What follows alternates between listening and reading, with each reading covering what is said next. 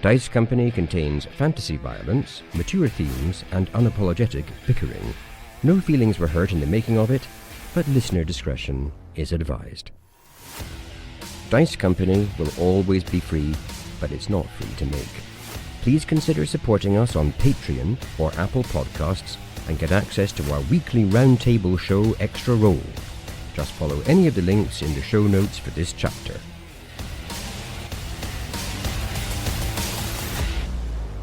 Welcome one and all to Dice Company Small Embers, where a group of old friends weave tales of triumph, heroism and despair under the guise of playing Dungeons & Dragons. My name is Tom, and I'll be your DM through the continuing adventures of the extended Order of the Heron and its group of dragon-releasing, crystal-smashing, high-security, prison-escaping lunatics. Dragon-releasing, crystal-smashing, high-security, prison-escaping lunatics, please introduce yourselves and tell us one fun fact about your characters. Hi, my name is Charlie, and I play Vander Finnick. In the few seconds Vander has had since meeting her, he's been thinking about Bella. At first, she demonstrated that she was a good person, not useful. Then she ran away from the dragon, also not useful. But then she showed great initiative and even beat Bennie to magically releasing the prisoners. Bella clearly has hidden depths, and better or worse, depending on your viewpoint, Vander has categorized her as extremely useful. I'll take that. Yeah, it's an ominous praise point for Vander. He only does ominous.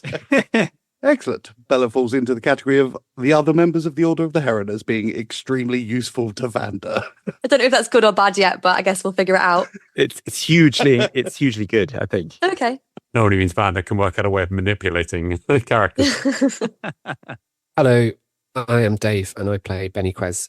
Bennie claims never to have had any pets before Lenny, but that is because he forgot Captain Hoppy. Captain Hoppy was a very small frog who some years ago, when he captured and kept in a matchbox for quite a short period of time, around about a month. But sometimes at night, Bennie would take Captain Hoppy out of his matchbox and talk to him, tell him all his little secrets, his dreams and his hopes and his fears.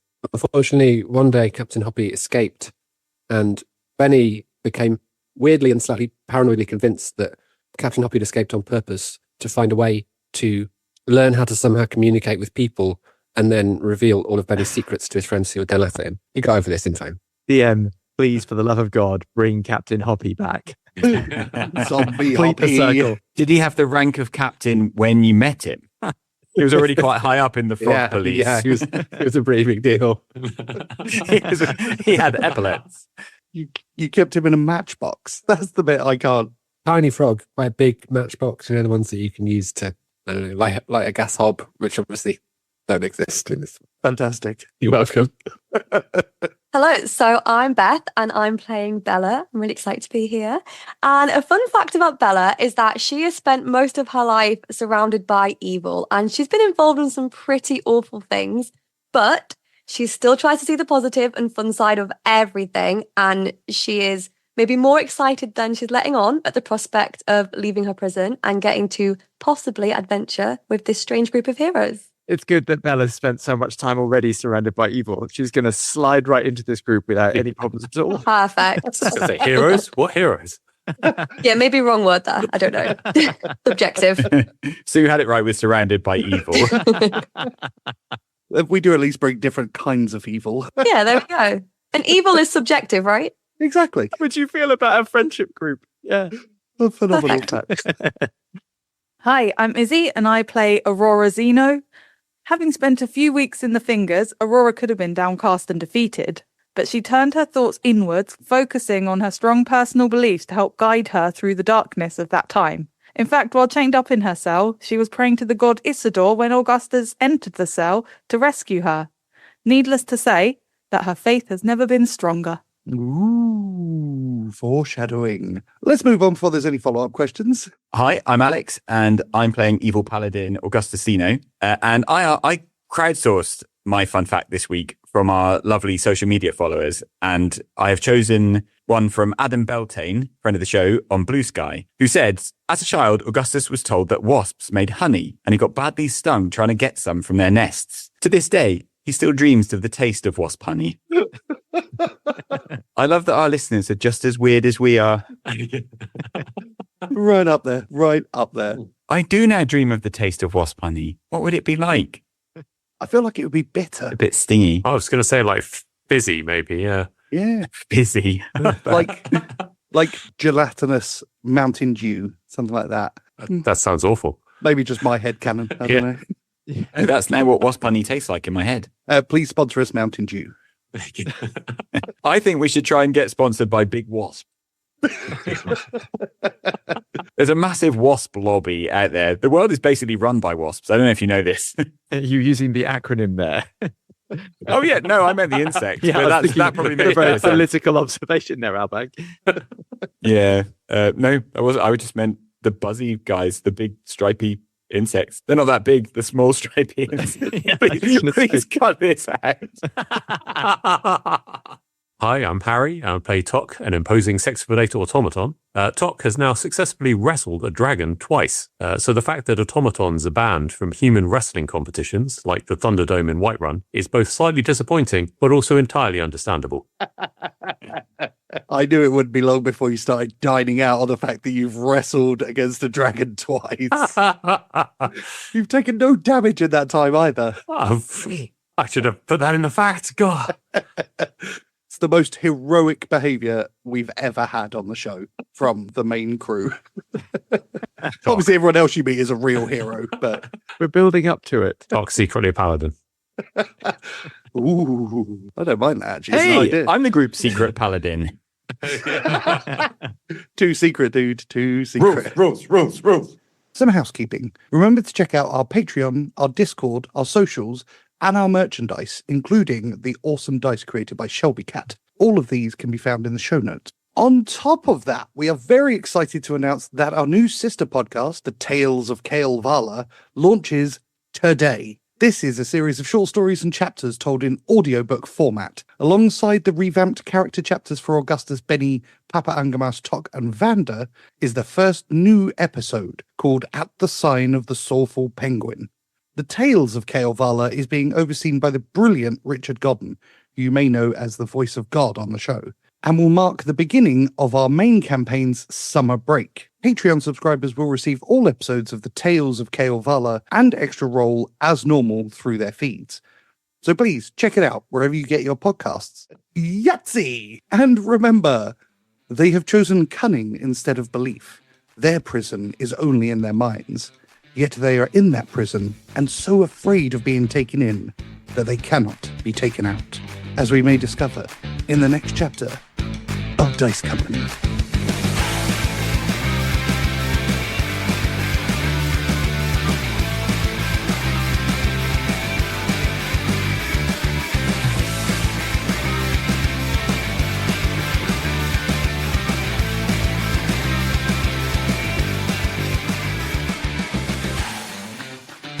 Previously on Dice Company, the prison break of Khailian took a turn for the unexpected when the imprisonment spell you had placed on the dragon broke. With the creature marauding around the cells, you freed all the people in the high security section, including both Augustus's sister Aurora and a young woman called Bella. Together, you and the other prisoners head for the exit, aware that the clock was ticking down on the explosives you placed aboard the Ravager. With 15 to 20 minutes to go before the explosives detonate, you made your way towards the mess, where you encountered the tall, red-robed creature known as Paragon Ohm. Ohm's head scanned the surroundings and began to mutter before it snapped back to face you. The rest of you are an irrelevance. Automatons, hand yourselves in. We will release the others. Doesn't sound like we're bluffing our way past this one, does it? Vander cast mage armor. Vander, are you trying to do that subtly? Very subtly. I think this conversation's going brilliantly. Give me a stealth check. 6. Oh, so it just does it openly, but Paragon Ohm's just staring at Tok the entire time. Only got eyes for Tok. So he's 7 foot tall. How, I'm assuming he looks pretty, gangly and thin rather than giant bodybuilder? Yeah, it's very difficult to tell because his robes are so large and flowing.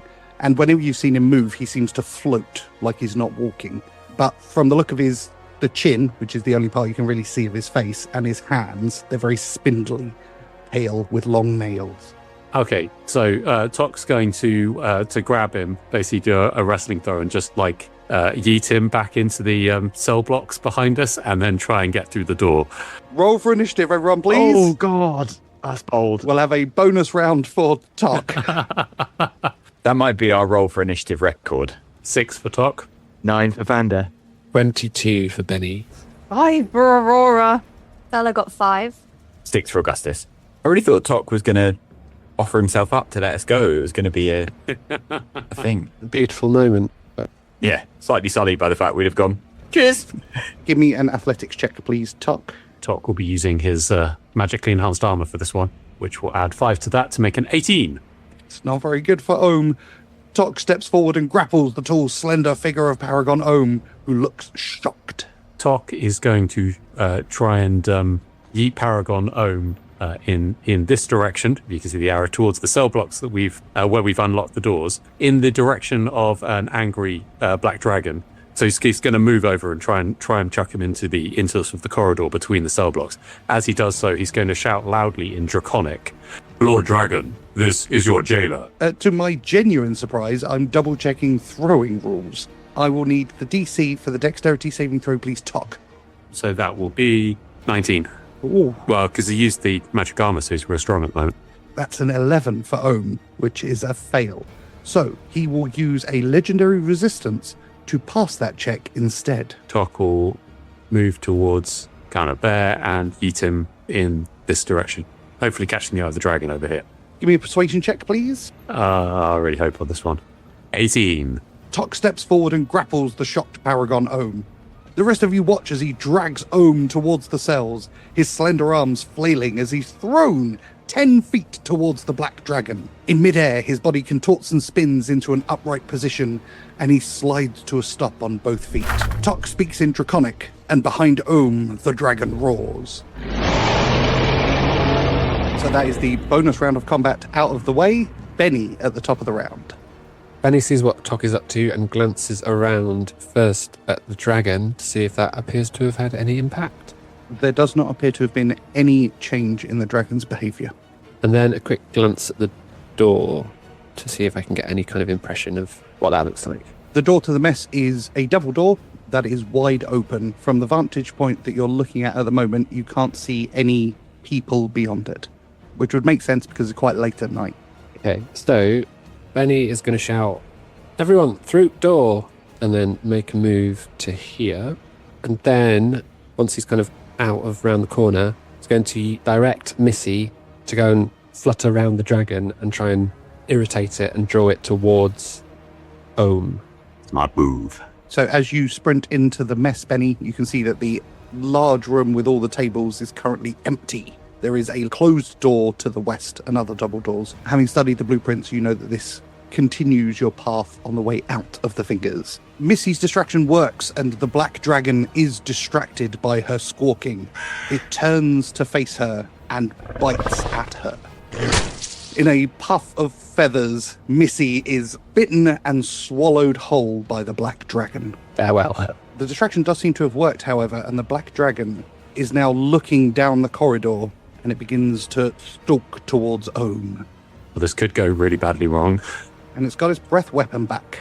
Okay, I'm going to need dexterity saving throws from Tok, Vander, Bella, and Ohm. I wasn't expecting it to attack quite so quickly. Ohm has failed. Well, 16. God. 6. I'm going to use lucky. Oh, you've got the lucky feat. Yeah. Get that one quiet. I'm re-rolling that. For the love of God. Give me something better. 21. Natural 20. Like a panther. That is lucky. Life is so unfair. Gonna cling to this 5th life. Ohm and Bella both need to take 23 acid damage. 23. 23. Oh, okay. Okay, that's fine.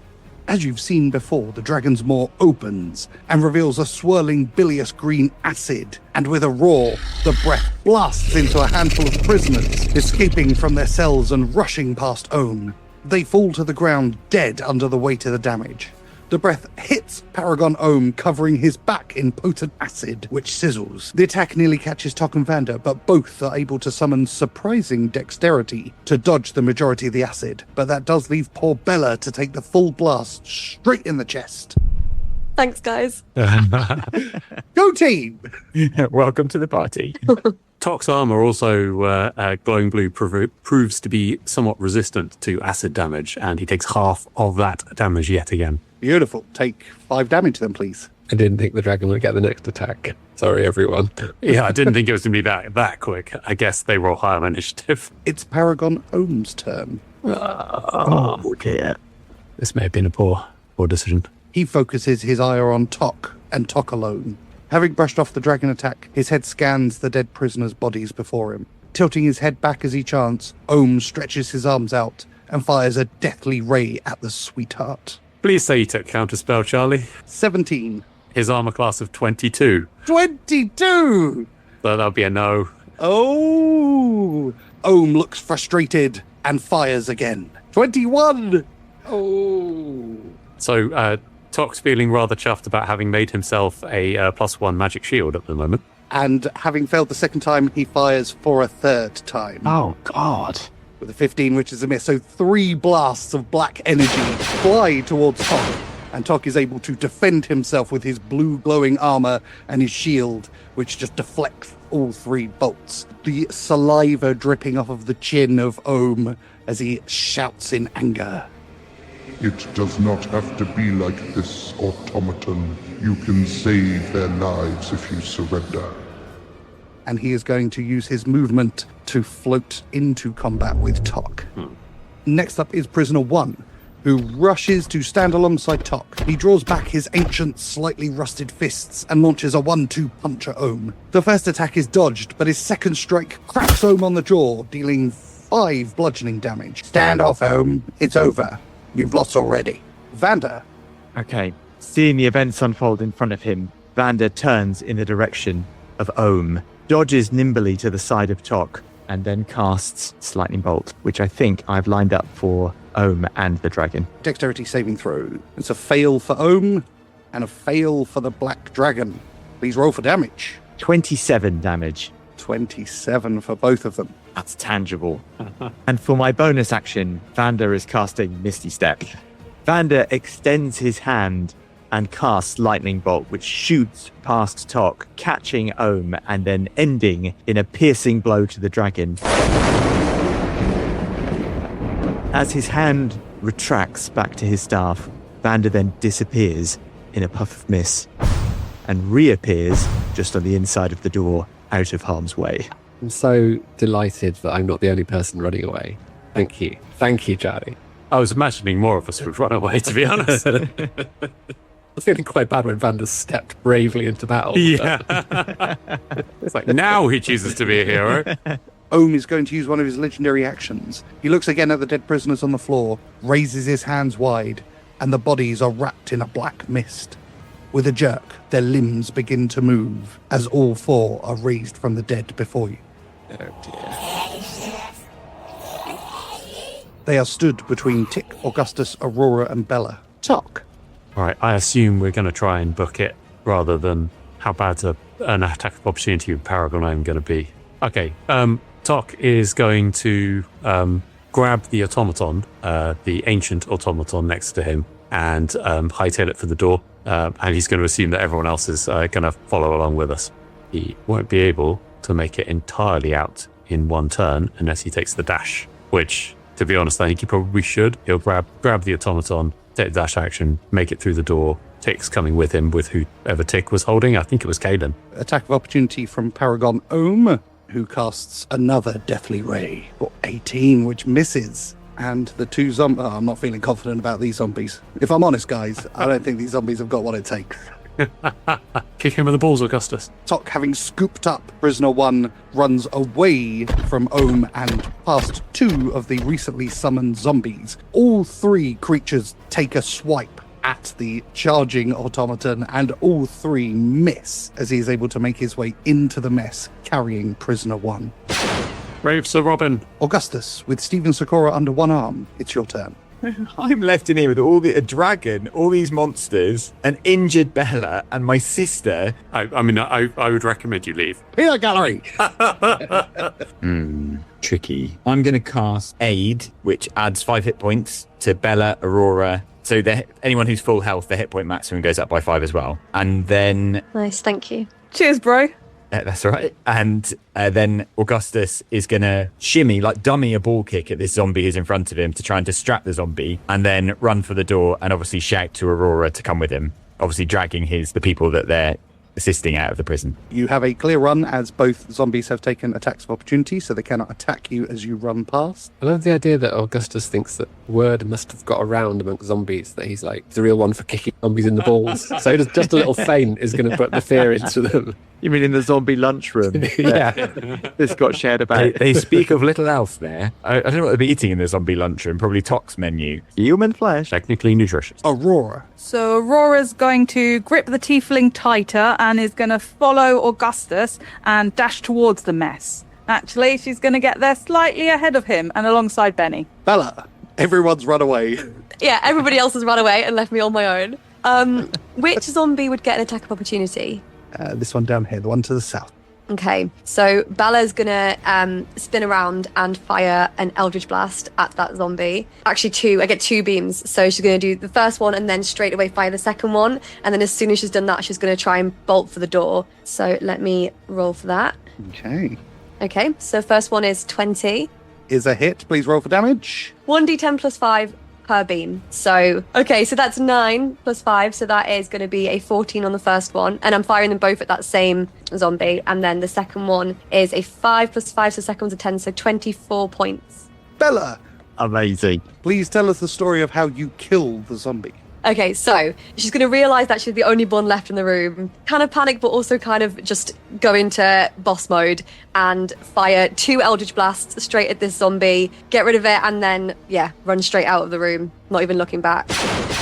Beautiful. The zombie collapses into an ashy pile from the double damage from the Eldritch Blast. And Bella charges into the mess room with everyone else, except Augustus, who's just outside. Aye. Back to the top of the round with Bennie. So Benny's been peeking around the door and watching all of this take place. And as Bella darts through, he looks at her and goes, "Tell me again now you got arrested and sent at fingers for being nice to orphans or something," with a sceptical raised eyebrow.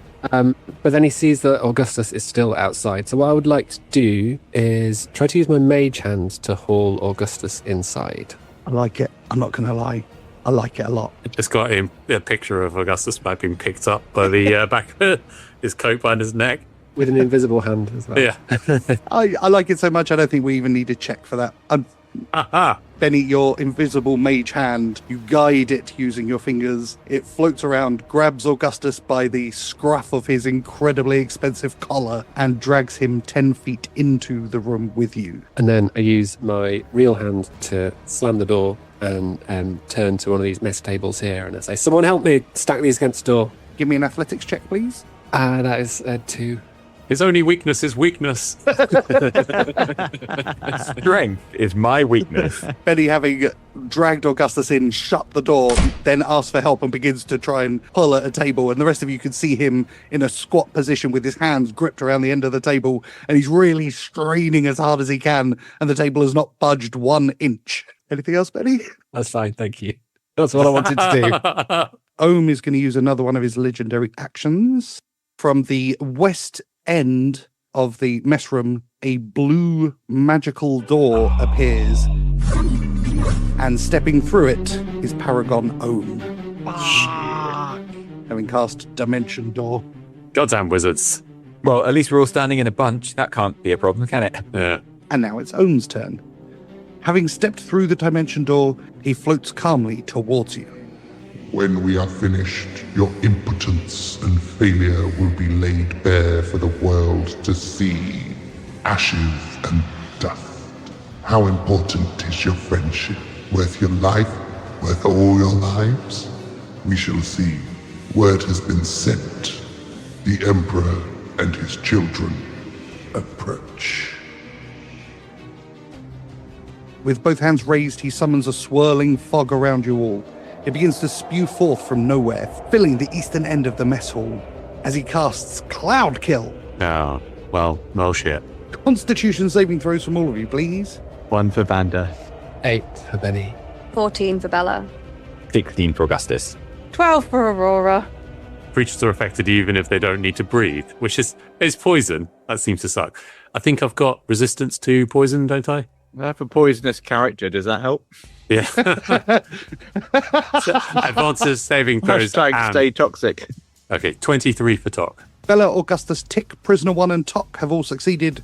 Aurora, Vander and Bennie have all failed. Nice. Those who failed, please take 23 poison damage. Those who have succeeded take half that, rounding down, so 11 poison damage. And then half that again for Tok because he's resistant to it. So it's 5 again, isn't it? Correct. Bennie is down. Oh, shit. Vander is down. And it's Prisoner 1's turn. Without missing a beat and fighting his way through the cloud of poison, he clambers over the table in the corner to the unconscious Bennie. Kneeling beside him, and even with the thick poison filling the area, the rest of you can see his hands glowing white as he places them on Bennie. There is a jolt of energy and Bennie is healed for 13 points. Bennie, as you gain consciousness, Prisoner 1 looks at you. I've always liked the Prisoner 1. Time to get back in the fight. But remember, that's 1 point of exhaustion for being knocked out. So is that a rather strange voice for an automaton? Very strange, I'd say. Certainly unlike any voice you've ever heard. Interesting. Vander, can I have a death saving throw, please? First one of these for me. What do I need to do? Roll a d20 and don't roll under 10. Natural 20 work for you? Basically the perfect response. So you have 2 successes, which means you're 1 away from stabilizing, thus reducing the chances of you dying. I can't be killed. You don't... We usually do this in private to the DM, don't we? That's fine. Let's get it out in the open for this one. Let's keep it When you're as simple. an extravagant survivor as Vander is, it's obvious. Yeah. I mean, as we're all going to be dead in 5 minutes anyway, let's just, let's share everything we can. Let's make some memories. And about you guys, but I've got 9 lives. Ohm's going to be tired before I'm done. Oh, you will die, but it's going to take a long time. Spent ages scrubbing the floor where Vander was finally eviscerated. Because his pockets are full of soup. Harry. If you roll a 20 on a death saving throw, don't you get 1 hit point back? Oh, I always took that as 2 successes. I could be wrong. I'll happily be corrected if that is the Rules. I think you just get back up. I think, We did Google count that. my critical fail as 2 losses, didn't we? I didn't just outright die when I did that. Keep in mind there are special rules for rolling a 1, also called a critical failure, or a 20 for critical success. If you roll a 1, it counts as 2 failures. If you roll a 20, your PC will instantly become conscious with 1 hit point. Rules! Vander, amazingly, despite being knocked out, you awaken. Some deep urge to survive at all costs kicks in, and you awaken just in time for your turn. Amazing. Bloodied and battered and seemingly dead, Vander sits up despite all the evidence that he shouldn't be in this world anymore. Undertaker, sit up. Painfully, he rises to his feet and looks across at Ohm. Very impressive, Ohm, but I'm afraid you're still in the way. And with that, Vander casts Mirror Image. 2 more Vanders appear, also cane in hand, as he begins to hobble in the direction of Ohm. As he walks down the lines of benches, Vander whispers to Bellerophon. You know what to do. With a military nod, Bellerophon skitters away from Vander and starts moving in the direction of Ohm, his sucker paws with malicious intent, a murderous look in his eye. It's a failed deck save from Ohm as Bellerophon kind of clambers quicker than you've ever seen him move along the line of benches to get within range and then breathe what at Ohm? What kind of fire is it? It's acid. For 8. Bellerophon opens his mouth and a jet of green flame comes out of it, kind of setting fire to the bottom of Ohm's robes, dealing 8 acid damage to him. Bellerophon attempts to grapple. No, he fucking doesn't. Well, it may not matter in the game rules, but just so you know, he's like wrapped around a leg right now. Ohm is going to use another legendary action, Oh, God. This guy is a prick. and he is going to cast Deathly Ray at Bellerophon. Oh no! Having been set fire by the chameleon, he points a gnarled finger at him, and a jet of black energy smashes into Bellerophon, killing him instantly. Bellerophon! Can I make the case that Ohm may lose a toe doing that?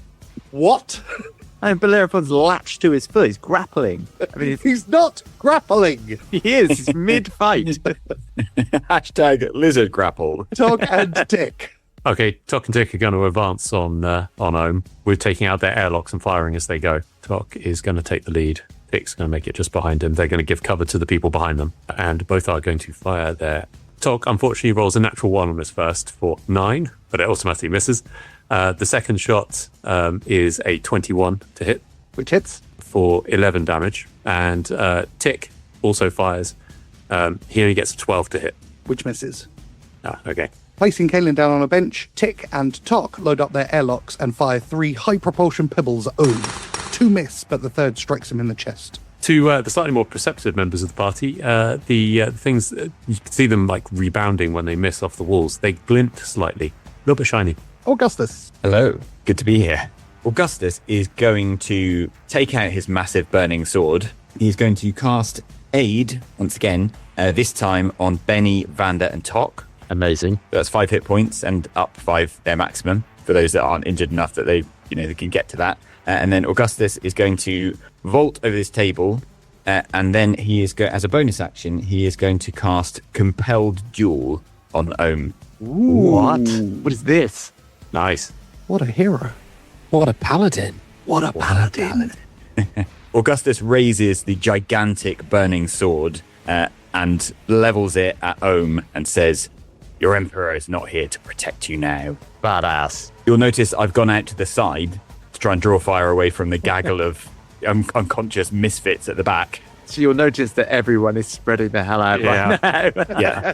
This guy's got a shit cloud. We need to get out of here. Augustus has also a bag of hit points at this point, so I thought I might make myself useful out here. I tell you what, the left flank is not a bag of hit points, just so you know.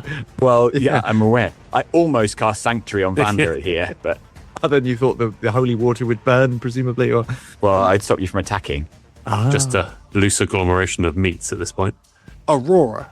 Aurora steps forward, grabs a pendant from under her leather shirt and begins to mutter. You see as her eyes glow bright white and the words get louder. Each of you suddenly feels stronger and full of vitality as I cast Mass Healing Word Oh, amazing. for 7 hit points each. My sister is a licensed badass. Why, thank you very much. I'm going to be asking her, though, about her new magic and white eye situation. No comment. And about the license she got for it as well. The forms you have to fill in for that are unbelievable. Ohm is going to use his second legendary action of the round, and he's accepted the jewel from Augustus. He floats towards him, drawing a club made of a collection of bones. Challenge accepted, little man. Offense taken. So he appears next to you. As Ohm floats towards Augustus, he mutters, This is what happens when you resist automaton. As Augustus falls into his component cells. Yeah, it's like being used as an example. Bella! Okay, now I don't know what to do because I had a plan, but now that you're in a duel, I don't know if I should interrupt that or not. No time for worrying about rudeness. I mean, definitely kill the guy. Oh no, what would Bella do? What would Bella do? Bella would just, okay, right, I'm going to move. I don't know where I can go that's going to get me a good shot. Hang on. Bella's going to just go up here. This is probably a really bad idea. And then fire a level 3 witch bolt. That's going to be like a wall of spikes, right? At level 3, it feels badass. Uh-huh. That's a persisting one as well, isn't it? You get to just do that round after round after round. Yeah. 15. Misses. Oh no! Okay. You reach out, casting Witch Bolt, and the crackle and arc of electrical energy smashes towards him, and the last minute kind of just arcs down to the floor, completely ineffective. Okay, and then I'm just going to use my remaining movement. How much have I got left? Not a lot. Just come kind of down off the table, so I'm not stood on the table in plain sight. And that's literally me. That was great. I'm not so badass anymore. Oh. I think he's the most challenging fight we've had so far, isn't he? I don't know, that table was pretty tough, but I tried to move it, yeah. Also, there's a dragon about to come through the door. Ohm is going to use his last legendary action of the round, and now focused on the duel with Augustus, he draws back the bone club and swings it with a 14. Really a miss. Augustus is able to parry the blow with some ease as Ohm lets out an audible growl of frustration. Good. Top of the round with Bennie. Benny's not in amazing shape. So he is going to drag himself up to the north corner of the room and take cover behind this table, and then use a sneak attack on O. Well, I think we're all good. It's the 26th. Which very comfortably hits. Please roll for damage. For 10. Slinking to the north of the mess hall, Bennie ducks behind one of the tables, pulls out his bow and arrow, and fires at Ohm.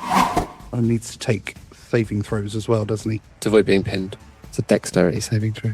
That's 11, which is a fail, but he's going to use his second legendary resistance to pass that instead. Bennie slumps behind the table in a hiding position.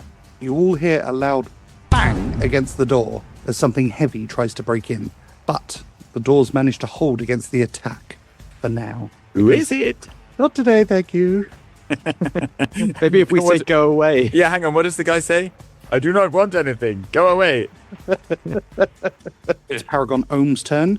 He has his bone staff out and he's in a duel, so he uses his first attack against Augustus. Natural 20. Hang on. Checks notes. Is a hit. Oh my god. The natural 20 followed by an 8 on a d8. Oh. Oh. He's also got 2 The hell more is, attacks. is he to come. carrying? That is a grand total of 16 bludgeoning damage and 46 necrotic damage. That will do the trick. He doesn't need to do any more damage if he is thinking about it. 67 total. Oh, 67 total. Yeah, that'll do it. Ohm strikes Augustus with the bone club. The rest of you hear a sickening splat as it strikes him in the face, and blackened veins begin to spread across Augustus's cheek. As he spins on the spot, falling to the ground unconscious, Ohm immediately turns to Tok and floats in his direction, his bone club still drawn. I warned you. He strikes twice at the sweetheart. 21 is a miss. Misses by 1. 23. Would hit, but Tok's shield glows a brilliant yellow color, and the attack is absorbed. Beautiful. Oh, oh God! Why am I not using other things? Okay, anyway, that's done. That's the spirit. I've got a whole thing that I can do for that. Oh. Ohm looks surprised as the shield doubles all of a sudden and absorbs the entire hit. Prisoner 1 charges over to Augustus and once again kneels beside him, his hands glowing white. He places them on Augustus's chest and heals you for 10 hit points. That is 1 point of exhaustion for you as well, Augustus. You must stay in the fight, come on. Augustus just looks blearily at this cupboard that's just revived him. Vander. Vander begins to stride as far as he can stride down between the benches. All the Vanders are just a mass of bloodied rags, and he's drunk with the amount of pain he's in. It looks as if they shouldn't collectively be standing at all. Chuckling to himself as if drunk with the sheer pain of his existence, Vander turns again to Ohm, and all of the hands come out as he launches Fireball. I'm going to use the area of effect from behind Ohm to catch him at the edge. So the table behind Ohm is going to explode as Vander tries to take him out with Fireball. I thought you were about to nuke your entire team. It's a lot of pain he's in. Sorry, guys, I pulled the pin out of the hand grenade. You can absolutely do that. Dexterity saving throw, please. Ohm. That is a fail. He's going to use his third and last resistance to pass that instead. So please roll for damage and he will take half damage. That is a 14. Ooh. So he takes 7 damage. That is not a great roll. For Vander's bonus action, and given that he's so damaged and near death, he takes out one of the flasks he stole from Omicron's office. I hope you're a healing potion. And without further ado, he downs the potion. It would be like a potion of charisma or something. Say, rolling the dice big on this. Roll a d4 and tell me, 1 and 2 is potion 1, and 3 and 4 is potion 2. Okay, I'm going to do them. 1 and 2 is potion 1, 3 and 4 is potion 2, and I rolled a 1. Suddenly, everyone thinks Vander is rather handsome. This is where Omicron was actually secretly keeping her tequila stocks. What looked like. Oh my god. Be good. Be kind. Fate. Roll a d100 for me, please. Oh my god, that sounds terrifying. 79. Again, don't know if that's good or bad. explode into 79 bits. What a pointless roll. Yeah. Why don't you think how many bits If it I'd rolled a explodes 1, into? presumably I'd explode just into myself and I'd carry on. Repeat to me what the number was, sorry? 79. Oh, God. Stop laughing and tell me. Vander pops the lid off of his potion and quaffs it down. You then see his skin begin to bubble and undulate as his form begins to change, and it begins to expand out and turns grey as his arms turn into flippers and his mouth extends into a nose. And he's a shark laying on the floor. It was a polymorph potion. That is unbelievable. That So means useful in other circumstances as well. That means there's 4 sharks. I've got mirror image. You don't even know which shark to hit right now. And they're just like writhing about on the ground. Is he going to die if we don't get him to water? It'd be the most extraordinary way to lose a party member because he couldn't get to water. He drowned for lack of oxygenated water. Oh, it's going to be so tough fighting as a shark on land. Heaven hells. Holy strawberries, Batman. We're in a jam. I've got some holy water. I can pour it over his gills. You could survive for 5 rounds as a giant shark. You cannot talk. You cannot move. I'm going to get to You're just going to Ohm. slowly suffocate over 30 seconds. Surely he can move. He can thrash. Yeah, can't he? what's my movement? I'm coming for you. You can only move underwater. Someone slick the floor. What do you mean? Slick the floor like a shark on like a slip and slide. Terrifying image. Tell you what, you wouldn't want to face me on a slip and slide. I'm a killer. Great white I wouldn't want shark. to face you or Vander or a shark on a slip and slide. You do have 126 hit points for what it's worth. I'm a monster. Also, to be fair, the pain is gone. Oh. Vander feels awesome. So wait there. What else can I do as a shark? Talk to me about my We're on options. a small island. You could go and circle us for a bit. Your options are suffocate slowly to death.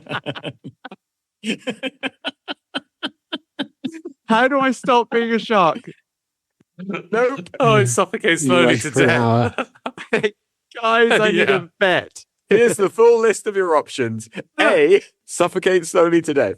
That concludes the list. If anyone has dispel magic, they can dispel the effects of the potion. I think our plan here is to push Paragon Ohm into Vander's mouth. The shark. I'm snapping. You just Go need to get him grapple into team. my arc of terror. Oh my god. Okay, at the end of your turn, I presume. Seeing as all you can do is suffocate. I'm just going to look around at my other options. Yes, I'm going to end my turn.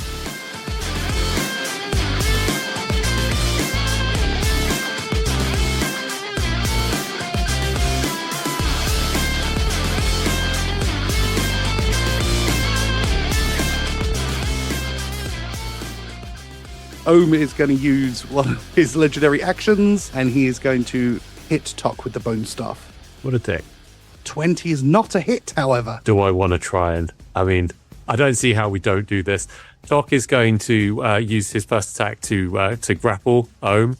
Yes! Bring him to me!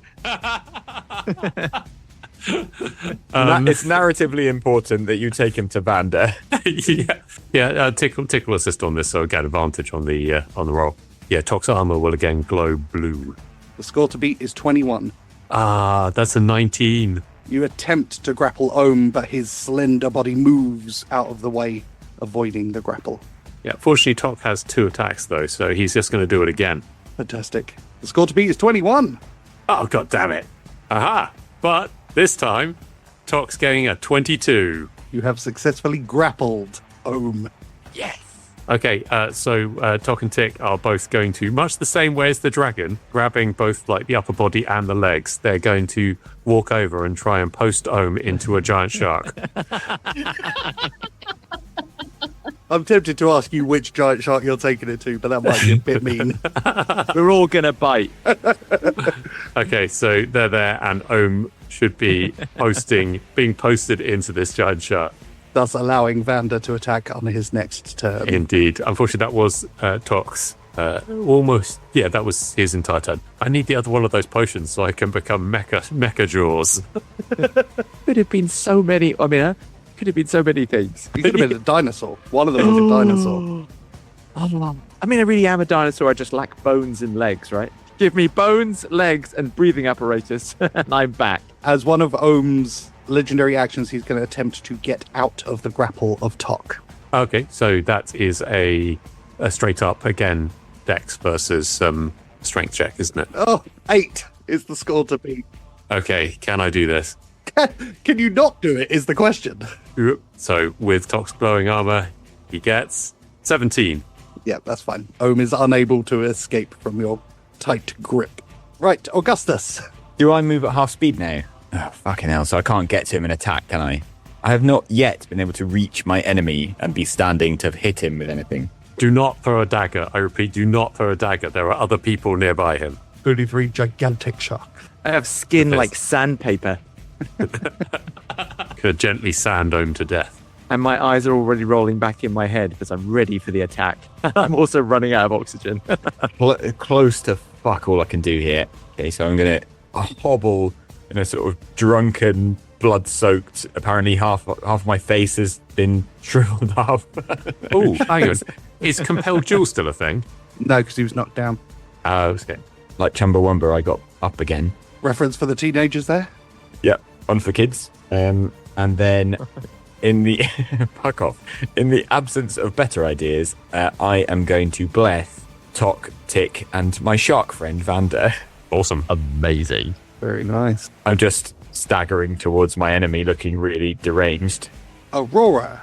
Not entirely sure what to do here, as most things seem in order, so I'll rush to my little bro, touch him on the shoulder, and cast Healing Word for 5 hit points. Bella. Okay, Bella's gonna look at the sharks, just sigh, just nothing I can do here, and cast a mind spike at which you need to make a wisdom save 16. You get an appreciative nod from one of the sharks. That is a fail. Okay, because I'm casting at 3rd level, so it's going to be 4d8. Nice. Ooh, nice. What memories are you Roll for targeting? damage. Try and remove his fear of teeth. 6, 5, 1, and 3. 15. Yeah, so 15 points. Very nice. He looks quite bloodied now. Look, it's about to be fed into a shark, so... I'd say there's blood in the water. I think she's going to stay where she is. She's not going to get involved in this like huddle around the shark. Probably sensible. Entirely sensible. Ohm is going to use his final action to try and hit Tok. But it will still be disadvantaged because Tick is going to use protection on him. Very nice. Okay, let's see if we can miracle roll. 13, not good enough. Not even good enough to hit a stationary shark on the floor. He's paying the shark very little attention at the moment. It's going to turn out to be a mistake. Also, it's not stationary. The shark is nodding furiously. And that is the end of the round. To the west of the mess where the fight is taking place, a golden portal spins into life. Growing in size, 3 figures step through it. Oh, God. Out of the bright glow of the portal, Shark Vander, with your magical glowing eye, you recognize Lady Omicron and the other 2 Shadow Vanguard accompanying her. Paragon Ohm, we're here to assist. The automaton must not be allowed to leave. Shark gives a start of recognition. It's a shame Augustus isn't the shark, so he'd have winked. I've already rolled my eyes in the back of my head, though. I'm in attack mode. Back to the top of the round with Bennie. Bennie was about to work his way westward on the grounds that we're going to have to get out of that door, but has had a bit of a change of heart. Also slightly baffled that there's a shark in the middle of the room. I know his head, but... So for lack of a better idea, I'm just going to shoot at Ohm. That is a natural 1. 8. I'm going to hide back behind my table. There is a loud bang from the west as the double doors which lead from the mess to the cells splinter and burst open. Oh, fucking hell. Through the gap, the young black dragon slithers through before raising itself to full height. I actually don't know if that's a bad thing for us at this point. It's total chaos. Maybe we need the dragon. Just hope it targets some of our enemies. I don't think we really want to be in the middle of the room with the two people. But if we can convince them all to You're the one feeding someone into a shark in the middle of the room. Not me. Have you seen my hit points? I thought I was a bag of hit points, Vander. That did not turn out to be correct. I am a bag of sharks. I genuinely just had a thought that went, oh, I wonder if sharks and dragons are related. That might be helpful. Natural allies, I agree. Famously. Ohm, still grappled and dangerously close to Shark Vander's chomping mouth, raises his hand in the air and yells a word you don't understand. A small ball of snowflakes begin to form and swirl as a sound of gale wind fills your ears, and he blasts a cone of cold in your direction. It will get 2 of the Shadow Vanguard, but he absolutely must escape. Fair enough. Constitution saving throws. Okay. I got a 14, which I assume is probably not going to pass. Both Shadow Vanguard have failed their saving throws. With the snowy blast of freezing ice smashing into both you and the Shadow Vanguard, you all take 42 cold damage. So fortunately, Tok, again, his armor is going to prove to be resistant to cold damage, limiting it to half hit points. Okay. How much is that? 42? 42. That is an insane amount of damage. Yeah. I would like to rebuke the violent, please, when it comes to that. Very naughty. They should be rebuked. Exactly. In fact, I'd like to rebuke everyone in this room because this is an absolute shambles. This is a cooking hall. This is a school lunchroom, and you guys are behaving like animals. Look, I'm trying to feed someone into a shark. Yeah. Yeah, the attacker makes a wisdom saving throw. On a failed save, they take radiant damage equal to the damage it just dealt. Otherwise, it's half. Wisdom save coming up. 13. Feels like a fail. Spell save DC 15. Yeah. That is a fail. So he takes Have a bit of that, you red-robed fucker. So he takes the full 42. Oh, my word. Having blasted the cone of cold out, getting the Shadow Vanguard as well as Tok, dealing a huge amount of damage, you hear him laughing, and then all of a sudden, a burning golden light starts to blast out of different parts of his body. He screams in agony as more and more appear, and he takes the full brunt of Augustus's holy vengeance. Nice. No! I must have failed the Emperor! His body looks unsteady and wavering under the barrage. And Augustus, who's dragging a massive sword, like with the tip on the floor, staggering towards him, just smiles with bloody teeth. The automaton prisoner is going to run up to Augustus, and once again his hands glow as he gives you 7 hit points back. You're doing a very good job. Thank you, my friend. So are you. That was an inspiring speech. Vander. I, on my table where my sharks are, I am going to maul Ohm, and I'm going to use my special ability, Blood Frenzy. Which means I attack at advantage, because let's face it, I've got the upper hand. Hang on, is any of this real, or are you just making that up? That is all correct. That is real. That is a shark ability. Please roll at advantage. Also, Augustus has blessed this shark. I have you know. Yeah, plus D4. 23. Yeah. Please roll for damage. How much damage does a shark bite do? Traditionally a lot. That is a mauling for 18. Shark Vander, please tell us a story about how Paragon Ohm is killed. Oh, nice. Battered by Tick and Tok, Ohm resisting futilely as he is pulled up onto the table where Vander in shark form has been lying in wait. Ohm is dragged into Vander's bloody maw, and then as the shark's teeth close on Ohm, Vander begins shredding him back and forth, blood spurting everywhere, and a big shark bite hole appears in Ohm's torso. The rest of Ohm flops out onto the floor, and the shark gives a big old shark smile and then continues to suffocate. Was there any water in that blood at all? I'm going to check for that. Water check. Anything? Because my other ability is water breathing. I'm not sure if that's going to help me out right now. Ohm was super well hydrated. He took hydration extremely seriously. Shark soup. Which ultimately hasn't helped him. And with that, Ohm is removed from the battlefield. I feel like there was probably quite a lot of story about who or what Ohm was. But we've just met him, let him kill us all, risen from the dead, and then fed him into a shark. I mean, that last bit's going to be very confusing for him. It's very confusing for everyone, to be fair. Yeah, I think we've all got feelings that we're going to need to work through after this. I'm sure his friends will remember him. Which, speaking of which, we should go kill them. Oh, actually, just so you know, Vander obviously wants to continue his trickery, so the sharks are all going to be mashing now, so there's blood everywhere, so we don't know which shark did the biting. Of course. A bit of a hungry hippo scenario with massive sharks. Hungry hippo. Lady Omicron steps forward from her sisters. You will pay for what you did to the Paragon. With a wild look in her eyes, she waves a hand and a blast of fire erupts from it, striking Tuck in the chest as she casts Immolation. Ah, Shit. Dexterity saving throw, please. Tuck's got a lot of flack today, isn't he? Right, I get a +D4 for Bless, don't I? Yes, you do. Don't forget this time. That's not going to help, though, because I rolled a natural 1. Oh my god. One of the worst rolls I've ever done. Well, that's quite lucky for me. Please take 24 fire damage. So Tuck's armor, again, is going to save him because it happens to be resistant to fire as well. Oh. So that will be halved to, was that 24? It's almost as if Tok was constructed with this kind of problem in mind. He's still on his feet, but he's looking a bit ragged. The rest of you see as Tuck's entire body goes up in otherworldly red flames, which continue to burn. She turns to the other two Shadow Vanguard. The automaton is the priority.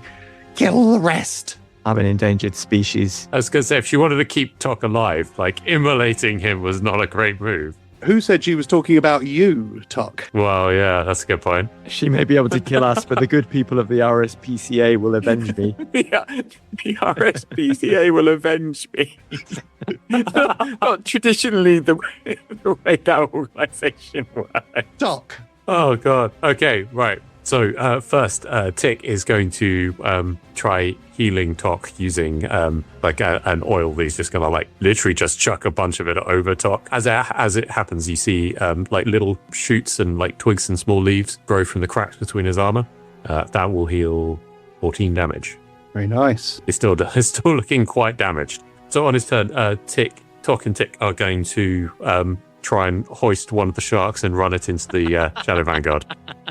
I'm here for it. I'm going to put my flippers out so I'm easy to carry. Lady Omicron's the one at the front? Yep. Okay, so, I mean, they were already basically right next to him, so they're going to grab and run it at Lady Omicron like it's a giant shark battering ram. Bear in mind you are on fire, but yeah. So give me an Not great for a shark, but give me an athletics check first off. the shark endures stands up to being on fire quite well, I think. 19. You have successfully picked up the shark. Okay, they're going to run it over to Lady Omicron and try and just they're going to throw it at him. And then actually throw it? Well, I mean, running it in and then it can savage it when it's made contact. As this interact with objects action has been done, Tok's now going to attack. Of course he is. So Tok scoops up Shark Vander, carries him to the 3 Shadow Vanguard, plops him down on the floor within bite distance, and then draws his sword. And attacks. Fortunately, he's still on fire, so that'll add D6 fire damage to his attack. It's true. That reminds me, Shark Vander, please take 10 fire damage. Yeah, barely felt it. And that's plus D4 to the attack, isn't it? For my bonus action. So that will be a 29 to hit. Is a hit. Please roll for damage. Which is 14 magical slashing damage. And then Tok will make a second attack, which is... hang on, that's insane. Okay, which is a 31 to hit. Biggest roll of the campaign so far is obviously a hit because she's not God. And another 10 magical slashing damage. She looks bloodied already from the barrage of attacks and the on-fire shark that Tok has just carried over. Let's just hope that doesn't ignite some kind of frenzy. Augustus. Hello. Get your own shark battering ram. The battle is always more than 3 steps away from Augustus at all times. So I'm going to point at the... I hope that it's clear what I'd be pointing at. I don't know. I might just be pointing at my friends here. I'm going to point at the 3 Shadow Vanguard and say in a booming voice, feast. That's a 16. So, Augustus, you point your melting, burning sword in the direction of the 3 Shadow Vanguard and issue the command of feast. And the black dragon looks in the direction that you pointed. Okay. Augustus, if I can beckon to Aurora just as a I'm going to move a bit. If I can also beckon to Aurora to try and draw her towards me. 3, I'm trying to go out wide to get towards the fight, but not stay in the line of the dragon's breath attack. I'm obviously trying to, if I can, I'm signaling to Aurora to get out of the middle between the dragon and the fight. And actually to Bella as well, because Bella's also standing there. Aurora, your turn. You have seen your brother sprint out wide. Can I ask, does Augustus have a weapon around his waist?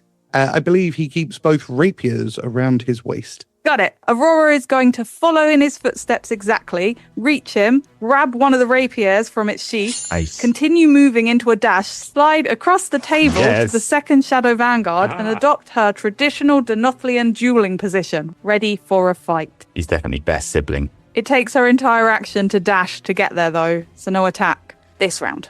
And Bella. Okay, so noticing what Augustus was trying to do with the sword, she's going to turn to the dragon and speak telepathically into its mind. So it should be able to understand, because it can understand one language at least, therefore it can understand. And in its mind, she's going to say, if you want to get out of here, attack the 3 newest people. Ooh. And like point as well. Oh, okay. Telepathy. Got it. Please give me a persuasion check. Okay. Come on. Warlock should be decent at that. Hopefully, he'd think, if I've built her well. Okay, 17. The dragon looks shocked that you're speaking directly into its mind, and its eyes narrow for a moment before they then flick back in the direction of the Shadow Vanguard. Okay, and then Bella's going to just step backwards, press up right against that table in case this dragon's about to come charging through, out of the way. And that's Bella. That was a very nice round. Maybe warlocks are pretty cool. I think so. Although I am out of spell slots already, so that's the downside. You're not alone in that. I think we're probably running pretty ragged at the moment. Yeah, at least I've got Eldritch Blast. That is the warlock thing where you never run out of Eldritch Blast. Don't worry, that suffocating shark's got a whole bunch of spell slots. Oh my gosh, yeah. To say, if I can just solve this minor oxygen problem, then I am golden. The Shadow Vanguard, who Aurora has engaged, begins to transform and change as her body distends and breaks out as she transforms into a brown bear. Mega beast fight. I'm going to have to carry you over to it, though, aren't I? Bear versus shark. Come on, Tok. Get me there. You think I'm your own personal Sharknado?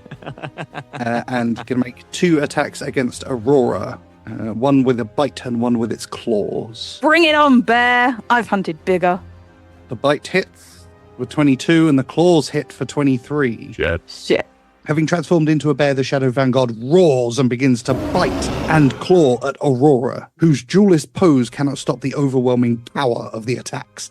It slashes and cuts at her with each hit. I mean, not the worst thing that happened if you're attacked by a bear, but, clearly about us still. You're goddamn right I am. The other unnamed Shadow Vanguard, who is stationed next to Shark Vander, looks at the congregation of people gathered before her and smiles joylessly. She spins both hands in the air as a terrible ice storm appears over the heads of Tok, Tick, Augustus, and Prisoner 1. Dexterity saving throws from each of you, please. Prisoner 1 has passed. Great time for my old friend, the dexterity save. Well, Tok rolls a 7. Likewise, Augustus, 7. Tick gets a 17. We begin with 2d8 of bludgeoning damage, which is 9. Then 4d6 of cold damage, which is 16. So that's a total of 25 damage to Tok and Augustus, who failed, and 12 for Tick and Prisoner 1, who passed. Ouch. Augustus is down again. Tok is not down, but it's really touch and go. The localized storm batters and buffets Tok, Tick, Augustus, and Prisoner 1. The hardy automatons survive the assault, their vision blurred by the ice. As Augustus is knocked down and unconscious once again. Augustus, please take your second point of exhaustion. From the east side of the mess, the young black dragon begins to move. We really need it to care about collateral damage. Feel like a very dragony thing to do. It begins to gallop through the center of the mess hall and builds up enough speed to take flight, its leathery wings flapping in the high ceiling area. With a narrow-eyed look at Bella, it flies past her, over Augustus, over Prisoner 1, and Tok and Tick, past Shark Vander, landing gracefully next to Aurora and the bear. It roars before launching viciously into an attack against the bear. Oh man, awesome. I think if if Bella hadn't done that persuasion check, I think that probably would have been us done in this fight. Yeah. With a bite attack and 2 claws, the dragon reaches a frenzy, actually missing the bite, but the claws do relentless damage as the bear's fur gets matted with blood, and the 2 large creatures scream and roar at one another. Top of the round with Mr. Bennie Quez. Bennie is going to do something approximating a dash. It's quite a sort of pathetic form of dash. A fast hobble. Yeah, but it managed to get him a little bit closer. Close enough that you can use his mage hand to feed Augustus a healing potion. Nicely done. And the Zombie King is back. Well, there you go. Yes. And Max roll, very nice. We are back. And that's why I gave him healing potions. we managed to do it. Finally, once. The first time ever. Go team!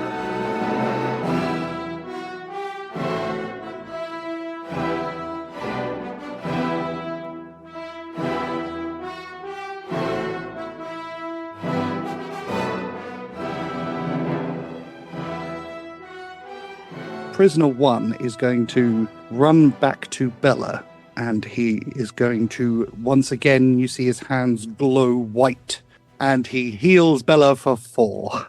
Nice, thank you. Keep fighting the good fight. I'll do my best. Vander. With a lurch, the shark clamps down on the leg of the Shadow Vanguard in combat with Tok.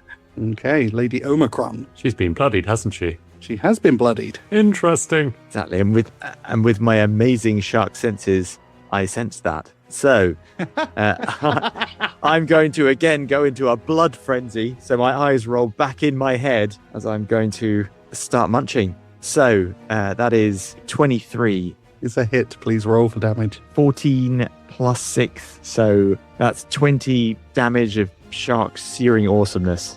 The giant shark, still suffocating to death slowly, manages to find enough energy to clamp its massive jaws onto the leg, Lady Omicron, and savage it. You see blood kind of splurting out. He's like a dog with a bone, but he's a shark with a leg.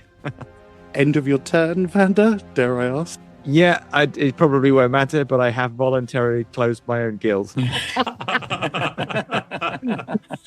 Tok, give me a wisdom saving throw, please. So that's a 22. You see Lady Omicron begin to move her fingers as she attempts to create an alternative reality around you in order to scare you. But you are too wise for this. Yeah, nothing would scare Tok. Exactly, you're stood next to a giant shark. Well, I mean, what could possibly scare you at this stage? That's the end of her turn. Tok and Tick. Oh, well, that was good.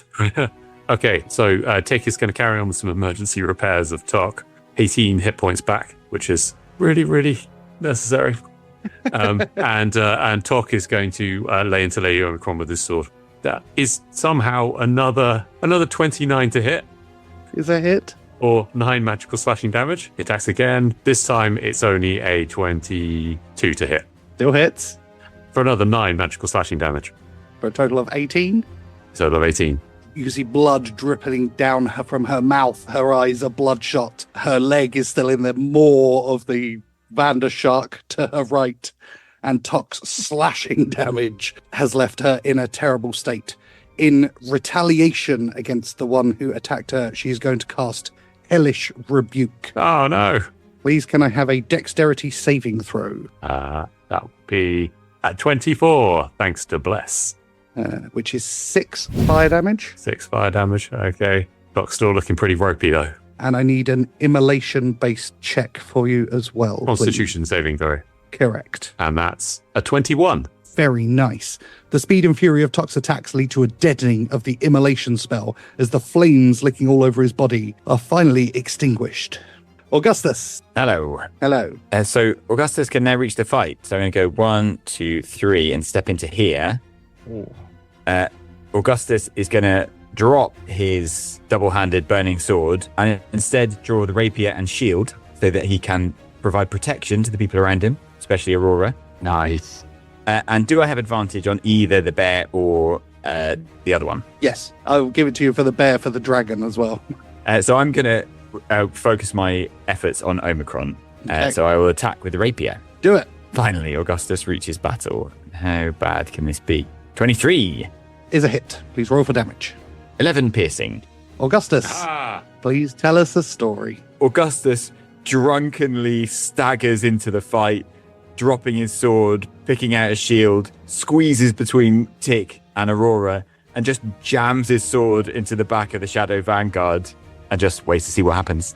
Augustus's surprise burst of speed takes Lady Omicron by surprise, and with a deft swing of his trusty rapier, Amber, he slices down her back, as with a shriek she falls to the ground, dead. Augustus, second attack. I will attack the bear. And he sweep the board. It'll be the most undeserved thing ever. That is a natural 20 for 26. Please roll for damage, and remember to double for the crit. So I've rolled 5, so 10 piercing. Okay, so having killed Lady Omicron, you turn your attention on the brown bear and begin slashing at it, helping the black dragon in its attack and fight. The bear is on its last legs, but you have not done enough damage to finish it off. Now gets... Oh, have you finished, Augustus? I tried to wink, but there's too much blood on my face. Aurora, your turn. Having seen Augustus attack and kill Lady Omicron, I don't want to be too upstage, so I'll pivot to face the brown bear he's attacking and strike it with his rapier for 21. Is a hit. Please roll for damage. 7 piercing damage. Aurora, please tell us a story. Not wanting my brother to get all the plaudits, I use his arm to help swing me around to face the bear, and with a practiced duelist strike, I stab the creature in the back, killing it. The bear lets out one last roar before collapsing to the ground, leaving only the human form of the Shadow Vanguard remaining. I'm going to use my bonus action to attack again for 11. Is a miss, I'm afraid. Bella. Right, so Bella being left behind again is going to move over to the other side of the tables because everyone's kind of crowding around the enemies, so it's kind of hard to get a good shot. So she's going to move over to here on this table near the shark and try... I'm guessing the shark's quite low down, right? If sharks aren't that big? I think that's fair. Did I mention that I flipped up onto my tail? No, that won't work. And then she's going to fire at this Shadow Vanguard here 2 beams of Eldritch Blast. Okay, very nice. Well, for the first one, that is going to be a 23. Is a hit. And the second one is going to be a 21. Also a hit. Please roll for damage on both. So that's going to be an 11 for the first one, and it is going to be a 7 for the second one, so that's 18 points of damage. So having sprinted and leapt upon the table, Bella unleashes 2 powerful Eldritch Blasts at the Shadow Vanguard. Both smash her in the chest as Bella is able to avoid the giant shark between them. The Shadow Vanguard takes them both, and you see that blood is beginning to appear out of her eyes. She is on her very, very last legs. Nice. Okay. Very good attack. Any bonus actions? No, that's it. That's me. The Shadow Vanguard with the flaming red hair, bloodied, blood pouring out of her eyes, looks around, notices the clump of enemies together facing down her friend, and she casts Insect Plague. Lucky I closed my gills. Yeah. Constitution saving throws for Tok, Tick, Augustus, and Aurora, please. Thing worse than ants in your gills. Imagine sharks historically have had to deal with much of that. Well, Well, for Aurora. Fail. Augustus 11. Fail. Top gets a 19. Success. Tick gets a 26. Success. From the Shadow Vanguard's bloodied hand, a swarm of insects erupts into the small area in the mess hall. Locusts, mites, flies, and moths intensify as they choke, bite, and scratch everything in the area. That is 19 piercing damage for Aurora and Augustus, 9 for Tok and Tick. Augustus is down again. And Aurora is down 2. Oh. You hear the Shadow Vanguard laughing hysterically as both Zenos collapse on top of one another, unconscious. The Nothians think, cool. Oh, sorry. I thought you were still going by your... I'm basically just a punch bag here. I don't have a name anymore. I'm just shark bait. The loose agglomeration of meat on the floor is... It's the other Shadow Vanguard's turn, and she sees the damage done by the swarm of insects and smiles. Careful not to draw any opportunity attacks, she positions herself away from the fighting line formed by Tok and Shark Vander, unbelievably. The air crackles with electricity as she raises her hand casually in the air and casts Lightning Bolt. That might be it. Dexterity saving throw from Tok, Tick, and Vander, please. Doc is rolling his amazing run of a 23, and Tick gets a 22. I rolled an 8.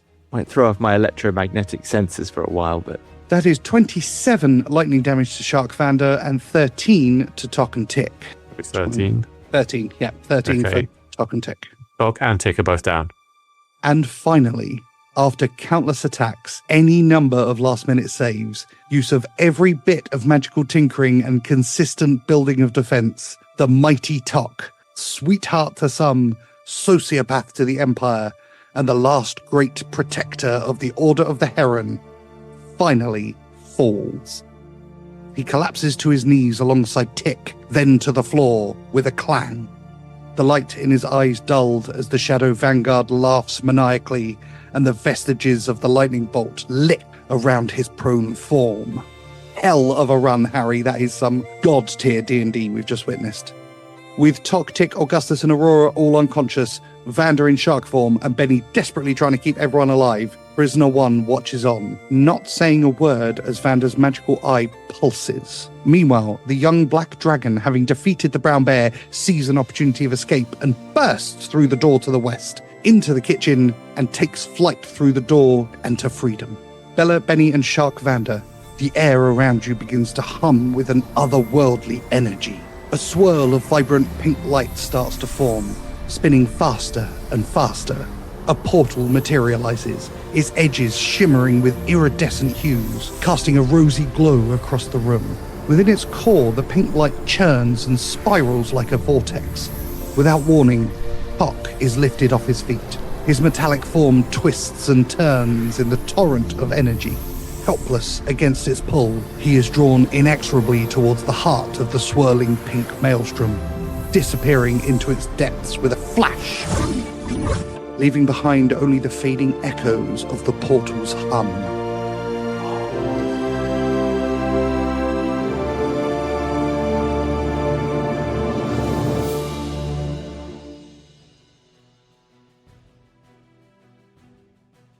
Top of the round with Bennie. So, Benny's going to dash here, remaining in cover by the table, although I admit that I'm not hiding. Pains me to admit it. I don't know who to revive. I decide that Augustus would want me to revive Aurora, so I use my mage hand to pass her a healing potion or into her mouth. I want a peanut gallery, but I'm pretty sure Augustus would want you to revive Augustus. That's 6. What a paladin. And with Benny's mage hand assisting, he pours the healing potion into Aurora's mouth and her eyes open. Once again, the area around you begins to hum with the same otherworldly energy. Another swirl of vibrant pink light as a second portal opens. The rest of you watch as Prisoner 1 is lifted from his feet and in the blink of an eye is sucked through the portal and vanishes into the depth. Definitely not good. Definitely not good. Yeah, it looks like we're going to have to wash our own clothes now. Shark Vander. Well, I've looked at my options and I'm going to eat the last Shadow Vanguard. I'm going to beat the one next to me. So I'm going to engage Blood Frenzy. I'm going to try and... Yeah, so basically I lurch forward once again and clamp down on the Shadow Vanguard. Crit! Oh. Please roll for damage just so we can see what you actually do with the damage. 3d10 plus 6. I can still rebuke the violin here. Yeah, so that's 23 doubled up is 46. Shark Vander, once again, please tell us a story. Okay, so I've read that sharks actually use their weight in a lot of their main attacks. So Shark Vander clamps down on the Shadow Vanguard, gnawing away, dragging her to the ground. But then he pivots up off the ground and whale flat lands on the Shadow Vanguard and then starts bouncing up and down. Blood and gore go everywhere in a melee of biting and general just awfulness. And then the shark turns curiously in the direction of the last Shadow Vanguard, who is annoyingly out of reach. Curiously. Oh, what's that over there? Yeah. Still hungry for the fight. End of your turn, Shark Vander? Yep, gill's still voluntarily closed. I'm looking pretty unwell, by the way. Yeah, I know. We're not far all away looking from pretty unwell. suffocation. Augustus, death saving throw, please. Oh, fucking hell. What is that? Roll a d20. Don't get under a 10. What if I get exactly 10? That's fine. That is a success. Well, you said don't get under 10. I followed the letter of your instructions. Aurora, it's your turn. You have 1 point of exhaustion. Firstly, I'm going to attack the remaining Shadow Vanguard for 17. Is a hit. Please roll for damage. 10 piercing damage. Keep on, they gave her that badass license. Then Aurora grabs the pendant around her neck and places her hand on Augustus's chest, saying a little prayer as her eyes glow white. And I cast Healing Word for 4 hit points. That's why I revived Aurora and not Augustus. Firstly, rude. And secondly, Augustus sits up for like the 17th time today. He's like, oh, what's going on? Augustus with his 3rd point of exhaustion, meaning you now have disadvantage on all attacks and saving throws. Bella, back to you. Bella is going to leap off the table that she's currently on and straight across and leap onto the one opposite. And she's going to spin around and then, again, just fire 2 beams of Eldritch Blast at the final remaining Shadow Vanguard member. Nice. That is a 22. Hit. And a 10. Not hit. Okay, so one of them hit. That's going to be 7 points. That's all. And then, yeah, that's it. She goes to stay where she is now. The remaining Shadow Vanguard, despite taking another Eldritch Blast in the chest, is still laughing as she turns to face Bennie with her hands raised, and she casts Witch Bolt. Doesn't sound like a kind thing to do. That's a 23 to hit. Yeah, that's good. 17.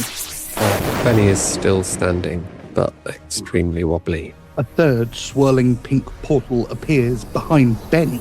It crackles with energy, and Bennie is lifted into the air as the lightning of the Witch's Bolt crackles around his already battered body. With a sudden yank, he's dragged backwards, and the portal closes behind him. Shark Vander. No one's feeding anyone to you right now, Shark Vander. What are you going to do? I've run out of people to take me places.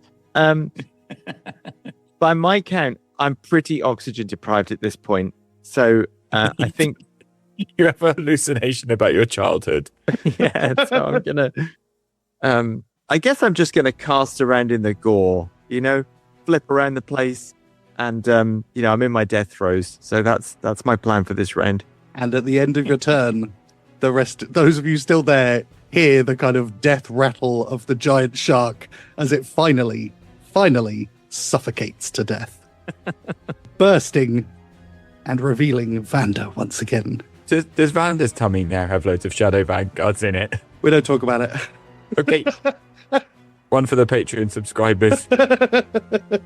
Augustus. Now, I think the sword that I dropped is basically underneath the remaining Shadow Vanguard. DM, any thoughts? Yeah, you can pick that up. Well, I want to pick it up from underneath them and basically cleave them in twain by going, cutting them in half, basically. Bottom to top. Bottom to top. Yeah. Cool. Give me an attack with the magical sword, and we'll go from that point. Magic. Any kind of advantage I can argue for? Nope. You're exhausted, so it's disadvantage, but because of Aurora's flanking position, you can have a normal attack. Cool. Right, that's Nox's greatsword.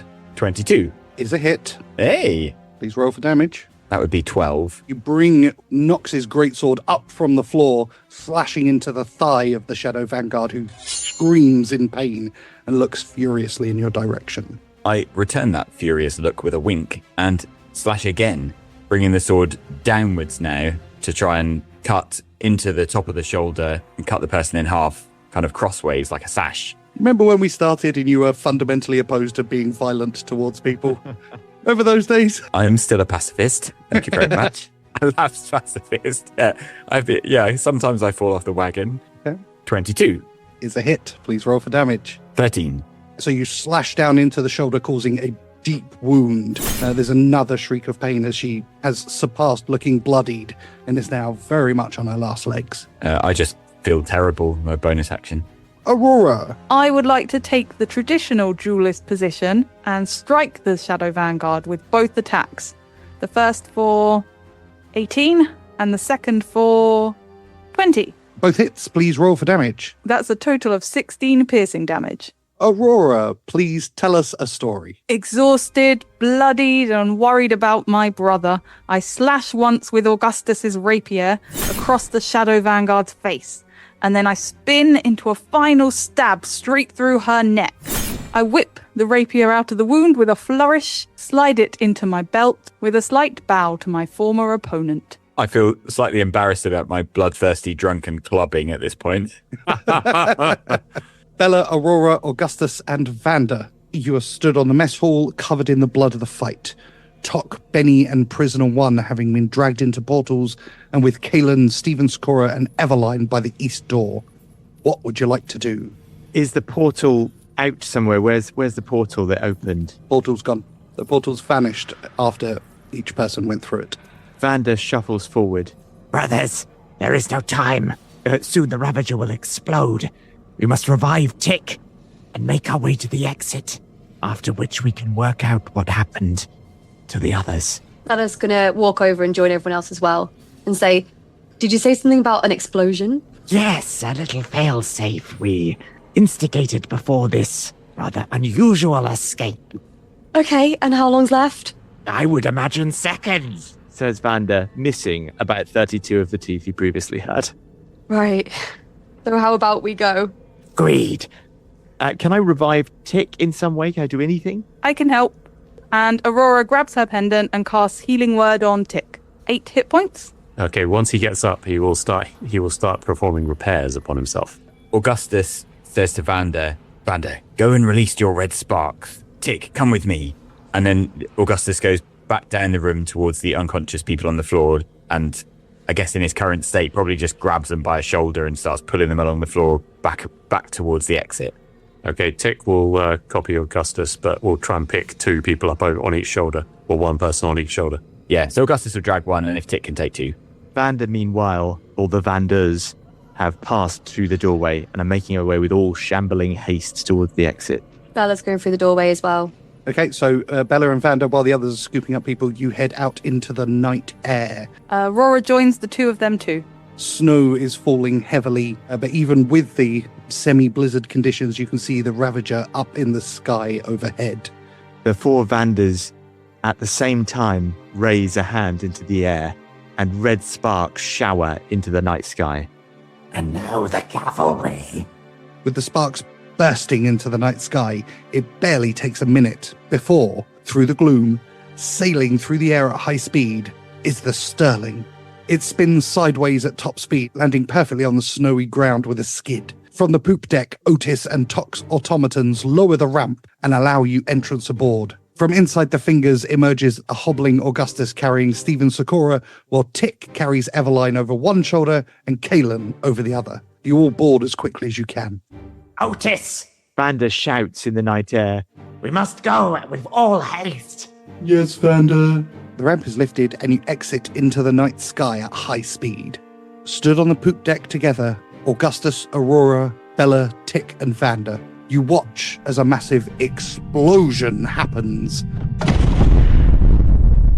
The engines of the Ravager visibly stutter and spark. You have completed the mission, having gained Khailian, Aurora, and Bella, but at the cost of Tok and Bennie. As the flaming engines of the Ravager disappear into the darkness, along with the fingers, the 5 of you stand together, unsure of what the future will bring, or what happened to your friends. And we will end it there. Yeah. So many questions. Fucking hell.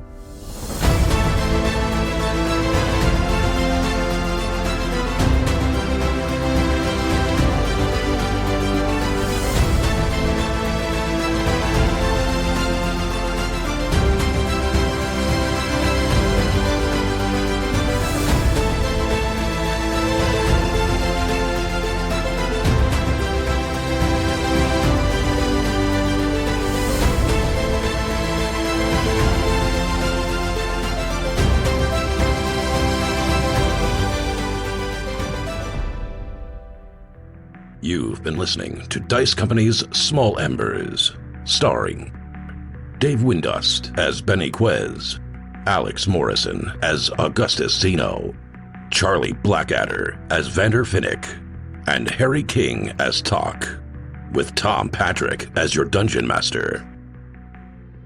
The humans of Dice Company would like to thank the following sweethearts for their support. Marshall 001, Marky B, Darcy Thompson, Jenny the War Camel, Stephen Sakura, Nori Gosler, Mickey Arnold, Happy Daddy Scotty, Tika S.J. Phionics, Richard Ungamus, Rabbi Camel, Team Vander, Paris Pakar, Path Pursuit, Julia Zeno, Shovels, Mama Strange, Queenie, Liz Beckett, Axel Runholm, and Chris from North London. Homebrew rules do you have in the game? This one's for Alex, isn't it? Yeah. Why don't you all just fuck off? Not you, Beth. Everyone else. Thank you.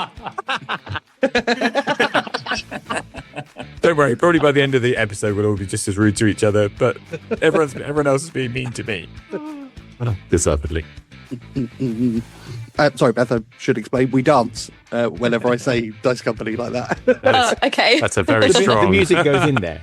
Yeah, that's where the I was music thinking drops. that in my head. I could hear it. Yeah. Don't worry. I knew what was going on. Exactly. Which way did the door open, by the way?